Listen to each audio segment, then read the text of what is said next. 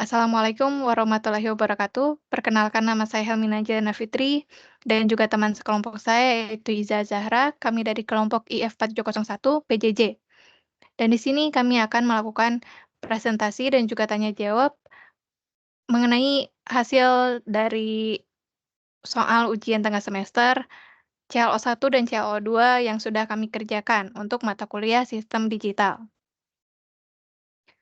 Untuk soal yang pertama akan dibacakan oleh Kak Iza. Pada soal pertama, CLO1, sebuah bilangan desimal 424.625 akan disimpan di komputer 32 bit dengan prosesor jenis AMD dengan format IEEE 754. Jika bilangan tersebut akan disimpan pada memori mulai alamat 0x56, tentukan isi memori tersebut dengan menjawab pertanyaan-pertanyaan berikut. Yang pertama, ubahlah bilangan desimal tersebut menjadi bilangan biner. Nah, berarti ini kalau misalnya diubah ke biner jadinya gimana ya? Nah, untuk soal yang A ini, ubah bilangan desimal tersebut menjadi bilangan biner. Nah, di sini bilangan binernya itu adalah 424.625 dengan basis 10 karena bilangan desimal. Lalu kita ingin ubah menjadi biner dengan basisnya itu 2. Nah, maka dari itu kita pisahkan dulu 424 dan juga 0,625. Kita mulai dulu dari 424 itu dibagi 2 karena basis biner itu 2. Kita bagi, jika ketika dibagi bisa sampai habis, ketika dibagi sampai 2 bisa sampai habis, maka hasilnya yaitu 0. Kita ulangi terus sampai, hasilnya 0. Maka jika diurutkan dari paling bawah, kita mendapatkan hasil 1101010000. Lalu kita tambahkan dengan, bagian selanjutnya yaitu 0,625. Kita kali dengan 2, maka kita dapatkan, 1000,250. Kita ambil angka awalnya, maka kita dapatkan 1, begitupun selanjutnya. Kita ambil 0,250 dikali 2, menghasilkan 0, kita dapatkan 0. Lalu kita ulangi lagi, maka didapatkan 1. Maka hasil akhirnya yaitu kita dapatkan bilangan biner 11010000,101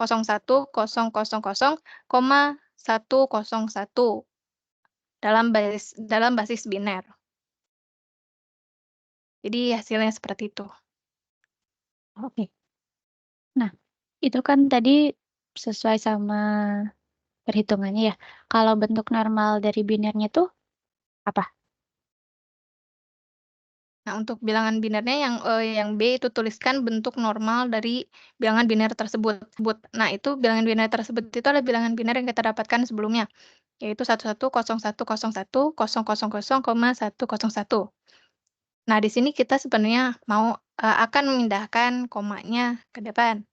Nah, lompatan komanya itu sebanyak 8 kali. Maka kita dapatkan 1,101010000101 dikali 2 pangkat 8. 2 merupakan, basis biner yang sebelumnya. 8 merupakan lompatan, komanya. Kita dapatkan hasil seperti berikut ini. Itu. Oke.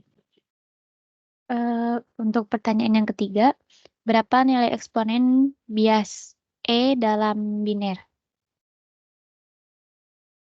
Nah, dari hasil yang kita dapatkan tadi, bentuk normalnya kita simpan di sini, lalu kita ketahui bahwa nilai eksponennya yaitu adalah 8. Lalu kita ketahui juga bahwa eksponen bias untuk float 32 bit itu sama dengan 127. Jadi, 127 ditambah 8 sama dengan 135. Nah, kita mulai dari 135 bagi 2, maka kita dapatkan 67, maka kita dapatkan dalam biner itu 1. kita ulangi pengerjaannya, terus sampai kita mendapatkan hasil 0. Jika kita urutkan, maka kita akan mendapatkan hasil bias dalam biner, 135 dalam basis, desimal itu sama dengan 1,0000,111 dalam basis biner. Seperti berikut. Itu. Oke. Buat pertanyaan selanjutnya, tuliskan bit-bit biner yang akan disimpan ke dalam memori. Kemudian ubahlah menjadi bilangan heksadesimal. Nah, berarti itu dari biner diubah ke heksadesimal ya? Iya, betul. Nah, dari jawaban yang tadi kita dapatkan itu positif, maka kita masukkan sign-nya itu 0. Nah, eksponennya itu yang kita dapatkan sebelumnya, yaitu 1,0000,111. Dan kita juga mendapatkan mantisa mantisa dengan isi 101 ya seperti yang ditunjukkan sebanyak 23 bit. Nah, bit-bit yang biner yang tersimpan itu gabungan dari eee, semua yang diketahui di atas ini, maka menghasilkan biner dengan bentuk seperti berikut sebanyak 32 bit. Jadi bit-bit biner yang tersimpan ini hasil dari gabungan, yang diketahui dari atas yang sudah saya jelaskan sebanyak 32 bit. Jika dikonversi menjadi heksadesimal itu menjadi 43D45000. Gitu. Oke. Buat pertanyaan selanjutnya, masukkan bilangan heksadesimal tersebut ke dalam memori. Nah, berarti caranya gimana? Nah, untuk kita masukin dari memorinya karena tadi dari soalnya kita, memorinya dimulai dari alamat 0x56 dan heksadesimal yang kita dapatkan dari soal sebelumnya itu 43D45000. Kita tinggal langsung masukkan saja alamatnya, yaitu ada 0x56, 0x57, 0x58, 0x59.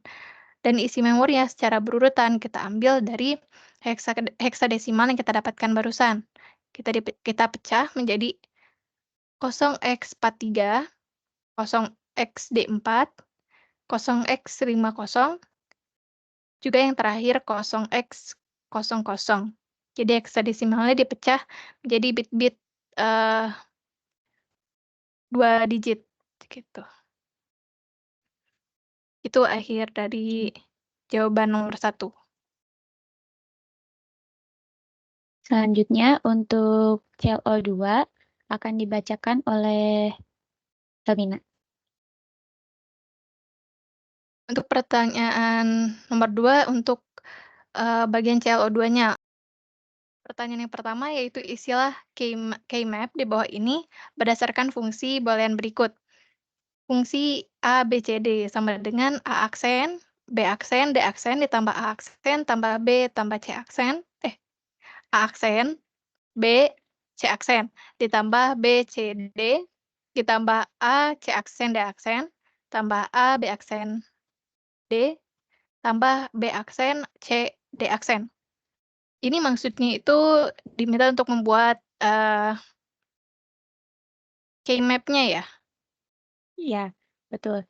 Jadi, dari fungsi boolean yang udah disebutin tadi, bentuk dari key map-nya itu seperti ini yang digambar, sesuai dengan fungsi boolean yang udah disebutin sebelumnya. Nah, kenapa di kolom yang pertama ini diisi 1? Karena nilai A ini 0, nilai B-nya juga 0, nah nilai D-nya juga 0, jadi 0, 0, 0. Nah, karena dia ada aksennya, berarti kebalikan dari 0, 1. Makanya diisi 1 di kolom paling kiri atas. Nah, untuk kolom-kolom berikutnya juga mengikuti sistem yang sama. Jadi, eh, nilai asli dari fungsi itu diaksenkan atau enggak gitu. Oke, baik. Jadi Oke, jadi gini ya hasilnya kita kasih tanda-tanda gitu ya? Iya, jadi di sini kan ada nomor dikasih nada juga karena ada nomor satu-satu yang bersesuaian gitu, kayak ini satu-satu, terus dia ini ke bawahnya juga satu-satu, ini satu-satu, dari yang kolom ketiga sama kedua, terus kolom ketiga sama baris kedua juga. Oke, jadi kita, pindah ke nomor 2 ya. Nah, di nomor 2 ini pertanyaannya buatlah pengelompokan untuk penyederhanaan pada keymap tersebut, kemudian, tuliskan fungsi sederhananya. Nah, jadi dari hasil, keymap di atas itu harus dikelompokin lagi ya, udah itu disederhanain fungsinya, gimana tuh caranya, Kak? Ya, nah jadi untuk penyederhanaannya itu kita dapat 4 kelompok di sini. Yang pertama A aksen, B aksen, D aksen. Yang kedua A aksen, B C aksen. Yang ketiga B C D. Yang keempat A C aksen sama D aksen. Nah, untuk penggambaran matriksnya itu kita bisa pakai matriks yang sebelumnya, yang di atas ini. Tinggal diubah aja satu-satunya jadi X. Dan yang nilai nolnya tetap 0. Jadi dia bakalan kelihatan kayak matriks yang di nomor 2 ini. Jadi dia bakalan kelihatan kayak keymap yang di nomor 2 ini. Oke, terus disederhanainnya gimana tuh? Di sederhanainnya eh, pakai cara yang POS, yang simple of product. Jadi nanti dari fungsi yang ABC ini di simple of product dapat fungsi sederhana A aksen, B aksen, D aksen, ditambah A aksen, BC aksen, ditambah BCD, ditambah AC aksen, D aksen, gitu. Oke, nah di nomor 3 ini pertanyaannya, oh ini perintah sih, masukkan variabel D ke dalam, keymap AB ABC, itu C. gimana jelasannya? Nah, ini kan keymap ABCD, jadi variabel D-nya itu udah masuk ke keymap ABC-nya. Jadi bentuk dari keymap ABC yang variabel D-nya dimasukin itu sama kayak yang pertama, gitu. Sama kayak di nomor 1 ya? Ya, sama kayak nomor 1. Nah, di nomor 4 ini diperintahkan untuk membuat pengelompokan untuk penyederhanaan pada keymap tersebut, kemudian tuliskan fungsi sederhananya. Nah, ini kurang lebih sama nih kayak nomor 2 itu pengerjaannya sama atau beda nih? Nah, itu juga sebenarnya sama aja sama yang kayak nomor 2, karena yang nomor 2 itu kan udah disederhanain jadi dari keymap sebelumnya. Nah, ini juga sama gitu. Kurang lebih cara pengerjaannya juga sama kayak yang tadi disederhanain di awal. Oke, nah di sini untuk soal yang terakhir itu ada perintah untuk menggambarkan rangkaian digital untuk fungsi sederhana tersebut. Gerbang yang boleh digunakan yaitu adalah gerbang NOT, AND, dan juga NOR. Nah, dari fungsi sederhana yang udah disebutin tadi yang udah dikerjain di soal sebelumnya itu gambaran rangkaian digitalnya gimana sih? Nah, jadi kurang lebih gambaran rangkaian digitalnya kayak gini. Nah, dia itu ada 4 input karena ada 4 variabelnya. A, B, C, sama D. Nah, setelah itu eh, kita bisa lihat untuk inputan yang N pertama. Jadi di sini karena ada 4 inputan, kita juga pakai 4 N dan pakai NOR. Juga pakai NOT. Karena cuma 3 gerbang logika itu doang yang boleh dipakai. Jadi di sini untuk yang N pertama, dia ada A-NOT. A-NOT di sini sesuai sama A-NOT. A aksen itu dia kalau di rangkaian digital jadinya A-NOT. Habis itu B aksen, B-NOT, dan D aksen, D-NOT. Nah, jadi dia ada 3 inputan. Setelah itu untuk yang kedua, A aksen itu dia A-NOT juga ke sini. Habis itu B, Nah, B ini dia nggak dinotkan, jadi dia penggambarannya garisnya ditarik sebelum tanda yang segitiga depannya ada bulat ini, gitu. Ini Setelah ya, itu, yang di ya sini. betul.